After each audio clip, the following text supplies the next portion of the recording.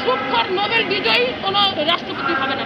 আমি চাই আমাদের তারেক রহমান তার দলের মধ্যে সবচেয়ে যে আমাদের দলের আমার বিএনপিকে ভালোবাসে, দেশকে ভালোবাসে, দেশের সার্বভৌমত্বকে ভালোবাসে, একজন সিনিয়র শিক্ষা দীক্ষা এবং নীতি নৈতিকতায় যে সবচেয়ে ভালো সিনিয়র একজন লোককে সে তার পছন্দ মোতাবেক আমাদের রাষ্ট্রপতি বানানোর জন্য মনোনয়ন দেন, মনোনীত করেন।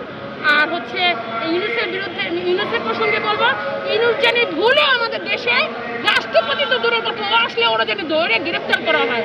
আর ইউনুসকে আমরা চাই না। ইউনুস আসলে এই ছাত্র জনতা, এই কি বলে, এই ছাত্র প্রতিনিধি, ইনকলাব মঞ্চ আর হচ্ছে জামাত করা আবার শুরু করে দিবে, মববাজি, আবার দেশকে ধ্বংস করার চেষ্টা করবে। আমরা ইউনুসকে চাই না। আমরা চাই বিএনপির মনোনীত প্রার্থী যে আমাদের দেশ ও জাতিকে ভালোবাসে, দেশের সার্বভৌমত্বকে ভালোবাসে, আমরা এরকম একজন রাষ্ট্রপতি চাই।